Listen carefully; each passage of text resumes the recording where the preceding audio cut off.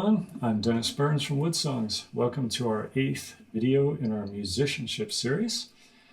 This one will be called the 4 chord. It is now August 10th of 2020. We're still in the middle of or what I hope is the middle of the coronavirus pandemic. And it kind of sucks, doesn't it? So I hope you're all hanging in there okay. Sorry, I've taken a break from doing videos for a little while. I just got real busy this summer with online teaching. But I'm back. So we had already talked about the 1 and the 5 chord in previous videos. In the key of C, the 1 chord is the C major chord. You count up the musical scale to G, C, D, E, F, G. That's 5 notes. So that's called the 1 chord and the 5 chord. We're using the C major scale. Excuse me. And if you're not sure what the C major scale is, make sure you watch the previous videos and it will all be very clear to you. So now we're going to introduce the 4 chord. And once you have the 4 chord integrated with the 1 and 5 chord, you then have 1, 4, and 5.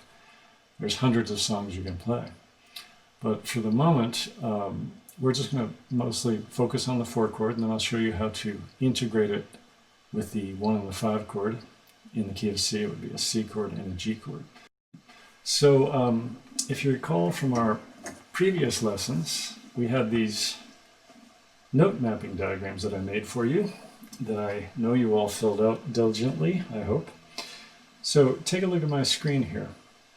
Fill out all the natural notes like I had you do in a previous lesson. I'll just do that very quickly up to the 5th fret. Natural notes means there's no sharps or no flats. So E is our open string. And this is the guitar, okay? This can apply to any instrument. I'm just going to use guitar today as an example.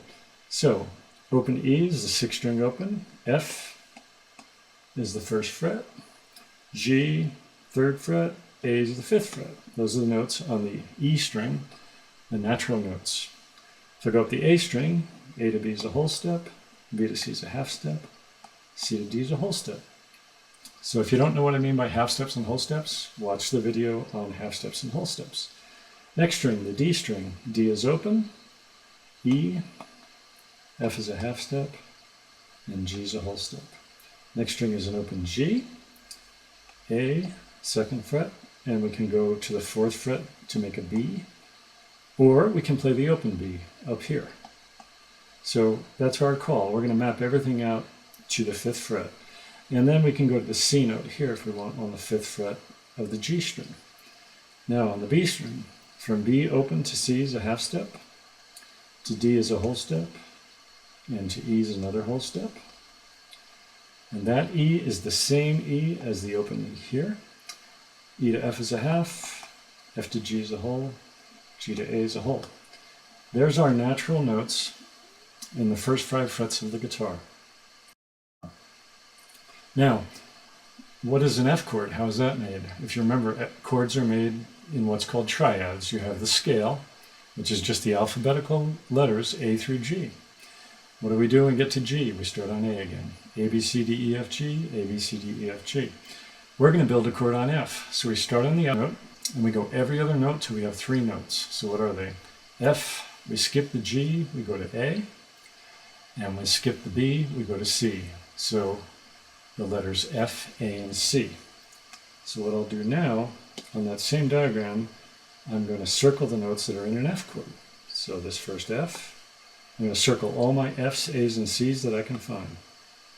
Open A, C, here's F, here's another A, here's another C, here's a C again, the same C as on the 3rd string, and here's F, here's A.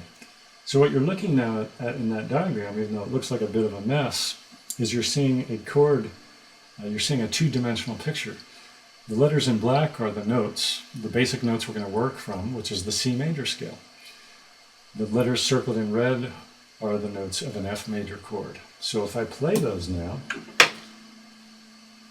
only the notes in red, on my 6th string I go from F, 1st fret, up to A on the 5th fret.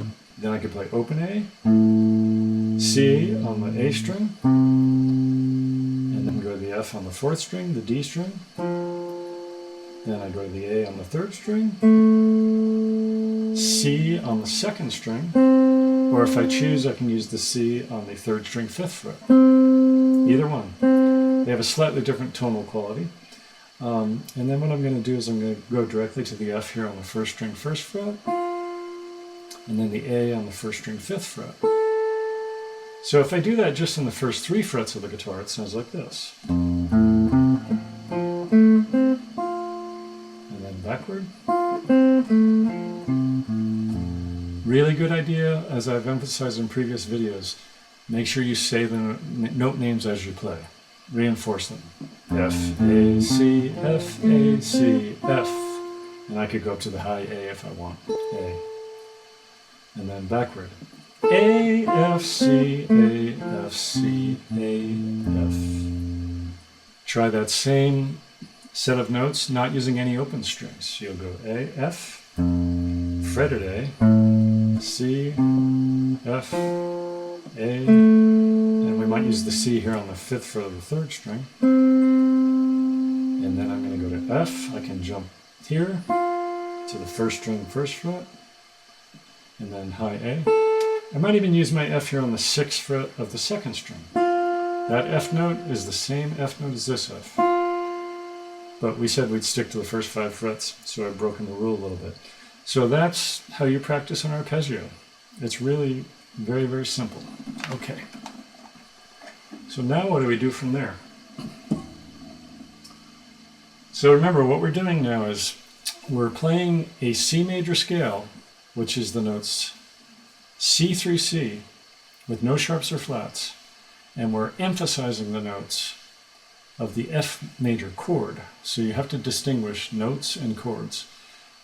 The notes, or the scale, is the overall pool of notes we're going to use. The note of the chord is the notes we're going to emphasize while we're improvising against that particular chord. So I'll demonstrate that for you right here. So I just recorded a real quick sequence here. If I could find my app, there it is. And what I have here now is simply a C chord for 2 measures in 3/4 time. So each measure has 3 beats. 1, 2, 3, 1, 2, 3. And I simply played a C chord for 2 measures, an F chord for 2 measures. C chord, 2 measures, F chord for 2 measures. So you can get the feel for starting on C and then moving to the F chord and coming back to the C. First time I'm going to play through it, I'm just going to use mostly chord notes. It'll be kind of boring sounding, but so when the C chord is being played, I'm going to play mostly notes C, E, and G, the notes of a C major triad. When it changes to the F chord, I'm going to play the notes F, A, and C, mostly. I will try only to do that. Okay. Let's see. Oops.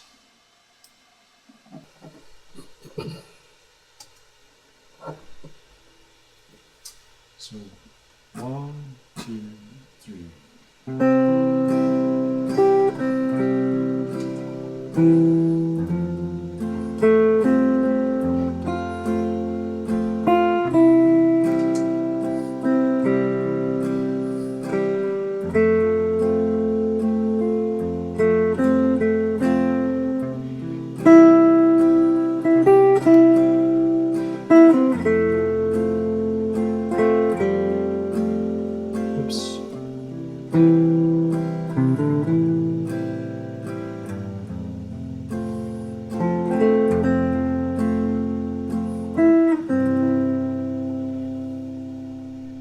So that's example 1. Now I'm going to use the same principle, but I'm going to use more scale notes.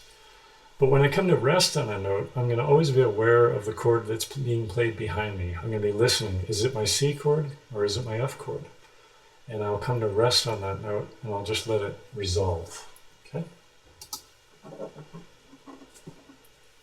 So 1, 2, 3.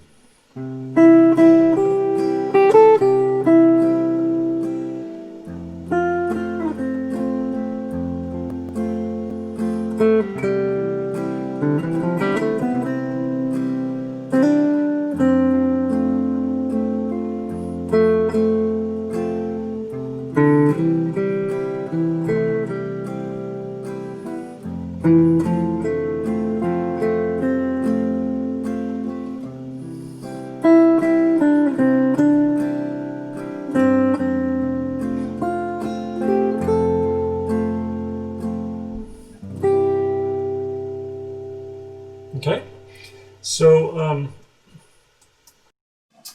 so one thing in terms of just learning the sound of the one chord going to the four chord or going to the five chord, that's what we're really trying to accomplish here. Is you want to be able to hear that instinctively.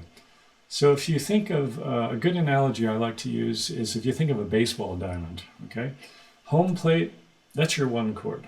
In our case, we're in the key of C, that's our C chord. So one chord and C chord are synonymous in the key of C. The infield, where you have first base, second base, and third base, that would be the four chord. So you state a chord, one, that's home. It's settled. There's no tension there. But the moment I change it to another chord, like the four chord, I've moved away from home. There's the natural tendency for that one to resolve back to one. That's simply called tension and resolution. That's what music is really all about, as far as pitches go. If you think of the outfield of the baseball diamond, that's the five chord. It feels further away, it has more tension. I return to the four chord, there's my infield, and here I'm back home. So you want to train your ears to hear that, right? Home plate, infield, outfield, infield, back to home plate. Okay? It's a great thing to develop because you could be listening to a song in your car, listening to the radio, and you can be driving and just say, oh, there's the one chord. Oh, it changed to a four chord. It went back to one. Then it went to five. Then it came back to one. That's really training your ears. It's not as valuable to say, oh, that's a C chord, that's an F chord, G chord. It's much more valuable. You want to learn the number relationships in the way you hear the movements. And I'll do a lesson on probably just identifying 1, 4, 5 chord progressions and how to train your ear on that. But you want to just start listening for that. So we haven't used the five chord in this lesson, so the tune Amazing Grace.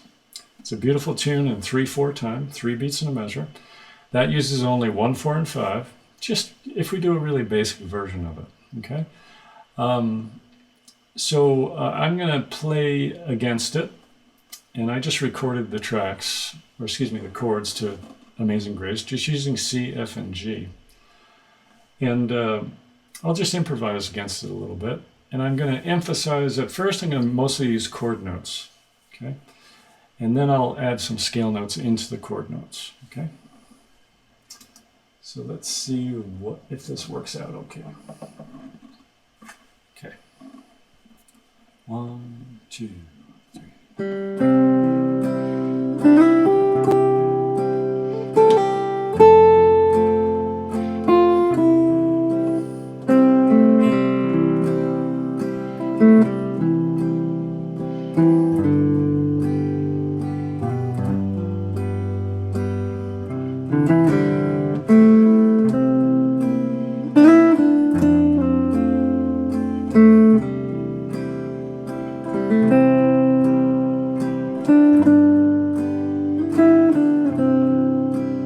Okay, so here's my C chord.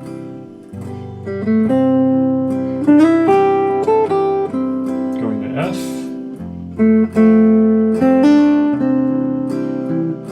Back to C.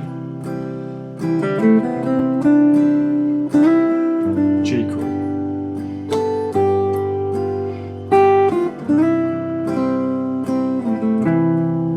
F.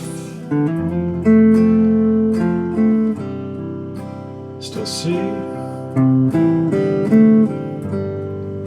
G, or excuse me, F.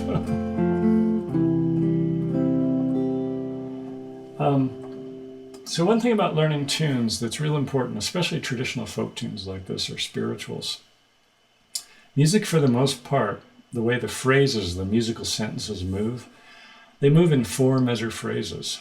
So for example, when you learn a song, learn it in 4-measure segments.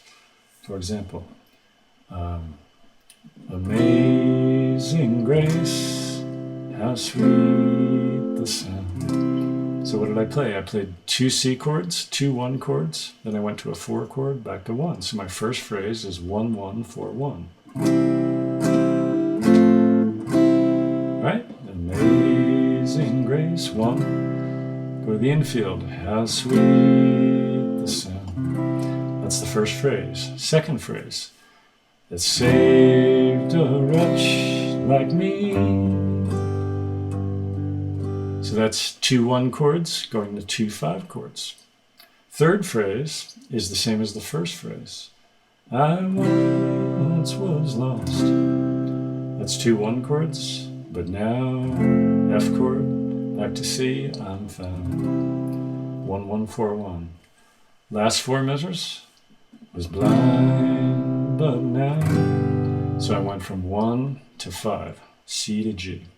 Blind, but now. Now, the traditional ending, or the simplest ending on the word C, is just to do a C chord for 2 measures. I see, and then we have a measure at the end to breathe. And then we do the pickup, which leads to the beginning. Amaze, the syllable of amazing, is the pickup into the first beat of the measure. The pickup falls on beat 3. The first beat of the measure is called the downbeat. Okay, so if you hear somebody say, take it from the pickup, they want you to start with amaze. Okay, not on maze, but on Oh yeah, and another thing I meant to mention, this is just the most simplistic way to play this song. You can do all sorts of different chords through this song. A real common one that I think I did on the backing track right there was on the last phrase, was blind, 1 chord, but now, that's your 5 chord. And then instead of going back to 1, I went to the 4 chord and I delayed the ending. I see, and then I have to resolve to 1. That's called a plagal cadence in classical music. In church music, it's called the Amen ending. In other words, Amen. Okay, so that's a real common thing. So today I used a backing track that I just recorded very quickly. Just get your phone out. It has a voice recorder on it. If you don't want to use iReal Pro like I was showing you in previous videos, just record yourself strumming the chords and record yourself playing against it and singing the song. One thing I want to point out about the F chord, because the F chord on guitar is everybody's, as far as chords go, is everybody's first real villainous chord. Everybody hates the F chord when they first learn it. So one approach I suggest you try is, if you're having trouble getting your F to sound good, is first of all, just do a C chord. So if you already know your C chord, right, like that, take your second and third finger and just move them down a set of strings. So now we have the notes F, A, and C. But if I play my first string open, I get an E, which is not an F chord. That's called F major 7. It's a very pretty chord, by the way. Used in a lot of music. But for an F chord, we need that high F down as well. And what people have trouble with is getting the bar. So getting the index finger to flatten across both the C and F note. So the first thing you can do is just simply do the F chord like this and lay your index finger slightly sideways. So when you do strum it, the first string's muted. Now that's no long-term solution, but eventually when you lay that down, you lay the finger absolutely flat on the side of the finger like this. And you'll get a fairly clear sounding F chord. So start with it standing up like this, with the finger tilted slightly on the first string, then collapse it on the side of the finger, on the bony part of the finger. The bar is not on the fleshy part of the finger, but on the bony part of the finger.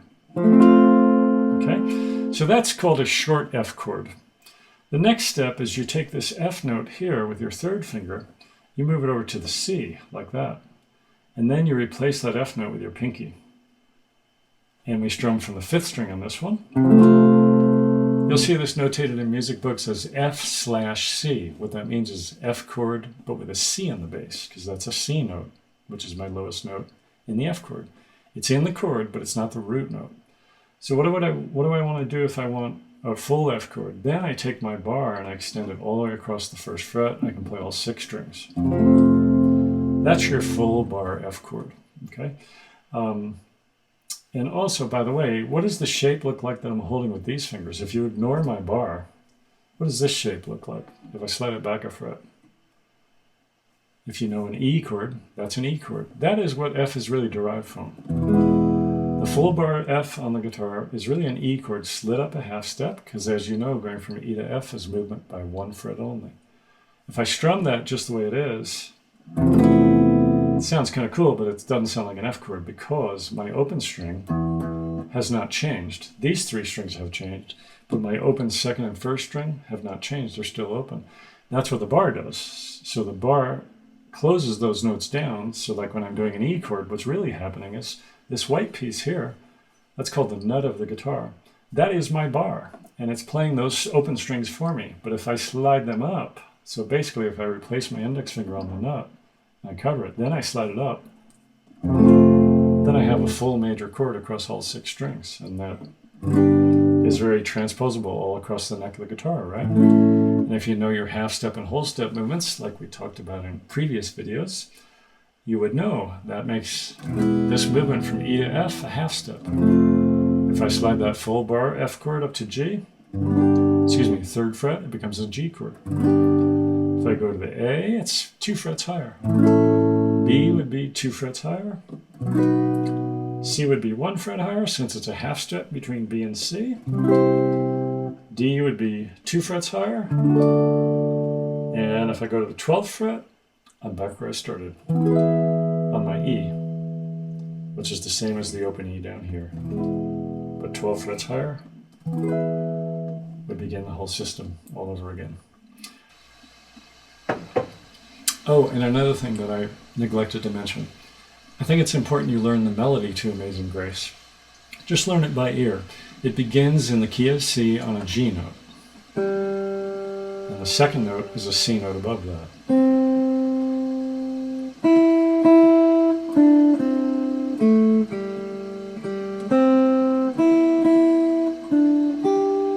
Just use your ear and sound it out.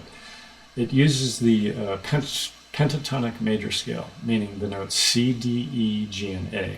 We do not use the 4th note of the scale, which is an F, and we do not use the 7th note of the scale, which is a B note. That's called pentatonic. And it's good to practice that scale. Just go start on C, C, D, E, G, A, C. Do it again, C, D, E, G, A. If you want to go finish it off, go to the high C on the 8th fret of the guitar. And then play it backward. C, A, G, E, D, C. C, A, G, E, D, C. Go down to low G, low E, up to G, back to C. So you could start on the low G if you wanted. Or you could start on the next G, 3rd string open.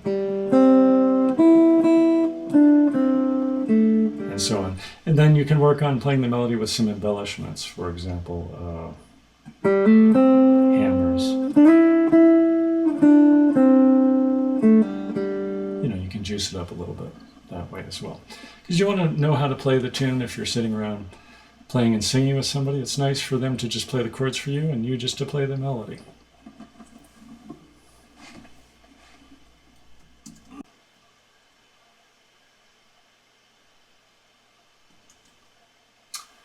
So I mentioned that traditional folk songs and spirituals and lots of music moves in 4 measure phrases.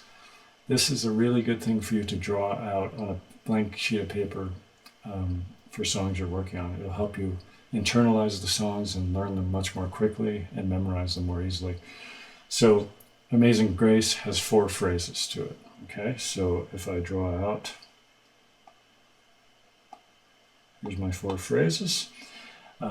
First phrase, remember, is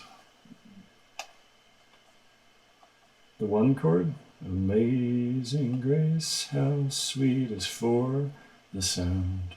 That's the first phrase. Second phrase, that saved a wretch like me.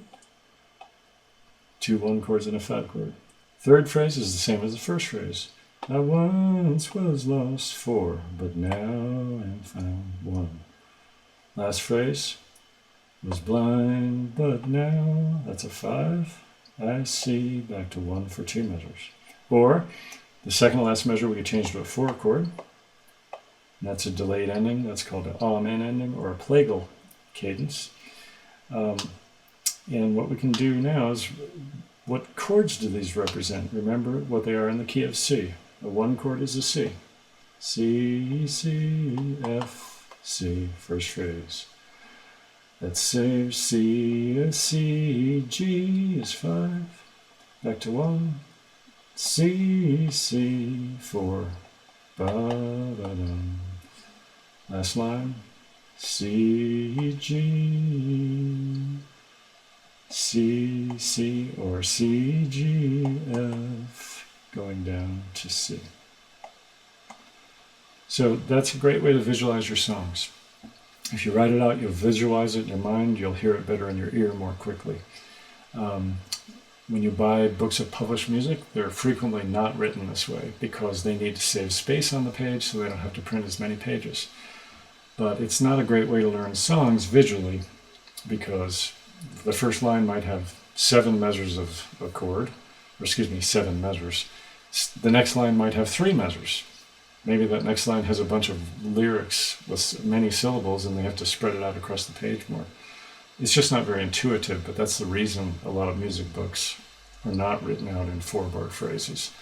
When you download music off the internet with lyrics and chords, those are not time-aligned at all. Those are a mess, and it's very difficult to learn songs that way. So it's great. It's fine to get those chord changes off the internet. I'm not saying you shouldn't, but I'm just saying you should go further with it and try to internalize it, write out a note chart for yourself. Maybe under each chord, write a cue word. For example, on the first C. What might be a great idea is on a song you're working on, write it out this way, and then on each chord change, or each measure, you might just write a word or a syllable in the song so you know where you are, right? So the first C is maze, of amazing. Amazing, this is grace, this is sweet, and this is sound. So then you start to see the time alignment with the lyrics. Amazing grace, how sweet the sound. And those notes, those words are on the first beat of the measure. And that way you can kind of feel the phrasing of the music and also associate the lyrics that go with it as well. And then once you're comfortable with that, you can fill in the other words in between those main words on the second and third beat of the measure. So it's something I recommend you give a try. Okay, so that's it for this lesson. We've now covered the 4 chord. In previous lesson, we covered the 1 and 5 chord in the key of C, which are C and G. We did the song Jambalaya. Now you have the 4 chord, you integrate that with your 1 and 5. You now have a 1-4-5 chord progression. Many songs, as I said previously, use these 3 chords. Lots of traditional folk tunes, rock tunes as well, bluegrass tunes, you name it. So take your time with these lessons. If you need to go back through a lesson and watch it a couple times, by all means do that. Take some notes. And remember, each lesson is built upon the previous lessons. So if you run into anything in lesson that goes over your head, make sure you go back and check out the previous lessons to make sure you really securely understand what I'm teaching in those lessons. All right, hope to see you next time, and take good care of yourselves. Bye-bye.